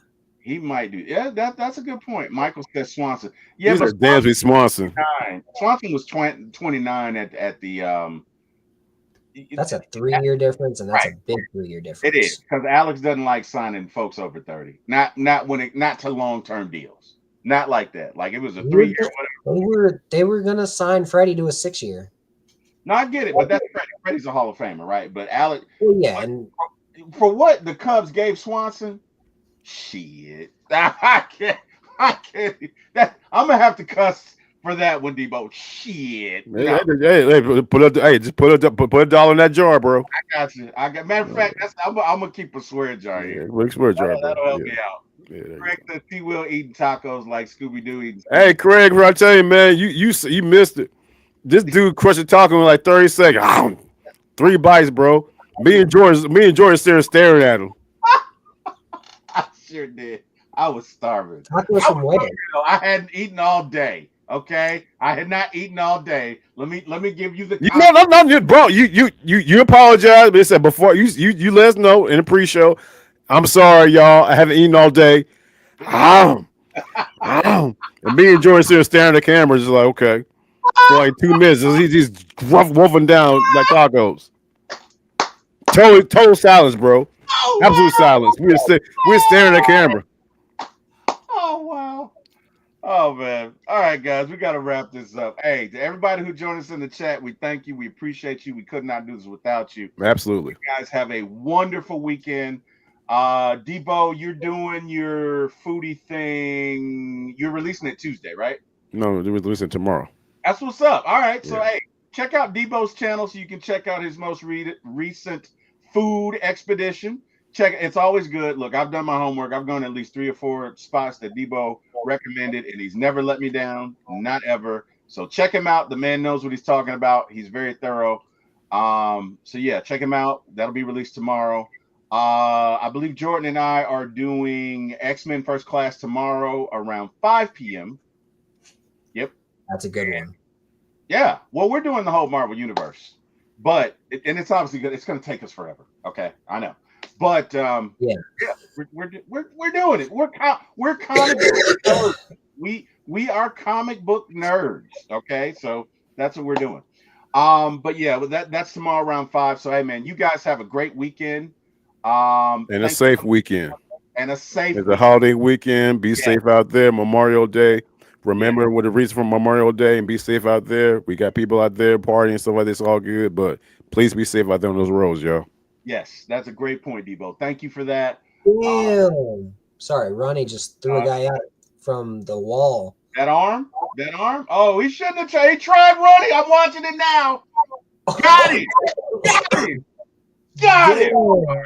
Sorry. Look at Ronnie. Cool as yep. That's I'm not gonna lie to you. I literally just saw that. Oh my god! I literally he just tagged him out. I literally just saw that shit. That's how behind mine is though. It's all good. Oh, look at Ronnie though. Check him out. Look, he's stunting on him. He's stunting on him. Through a seat, through a rocket. Get your ass out of here. We'll see you. You can come back. We can come back tomorrow, buddy. Yep, he's out. No doubt about it. He's out. I love it. Did he tag him? Yeah, he tagged him. There's no doubt. He did. Okay, no, I see it now. Yeah. No doubt, yeah, he's out. He's out of there, buddy. He's out of there like last year. Hey, Craig, you be safe in them damn streets, boy. Craig, so you gonna be streets all will you be safe, boy? Yeah, Craig, be careful, man. Definitely be careful, bro. Everybody be careful. But yeah, man. Hey, I want to thank God for giving me this opportunity and just. Where's Scott at? What the fuck? I guess Scott dropped out. I guess he said he had to go. Damn, But mic drop. mic drop. Mic drop. Damn, my bad. Shoot.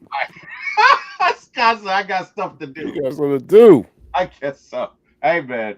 But to everybody in the chat, thank you. I want to thank God for giving me this opportunity. Wouldn't be here without him. Last but not least, I want to thank Mr. Eric Parker and Jack Spade for giving my start in this business. Deboe, thank you for joining me. And Absolutely. Hey, thank you for doing this show with me every week, brother. I appreciate it. And it only gets greater and greater, brother. And I'm just so excited for you for this new show. Like, I can't wait, man. I really cannot wait. Anyway, man, you guys have an amazing weekend. And yeah, I'll see you guys tomorrow. Good night, everybody.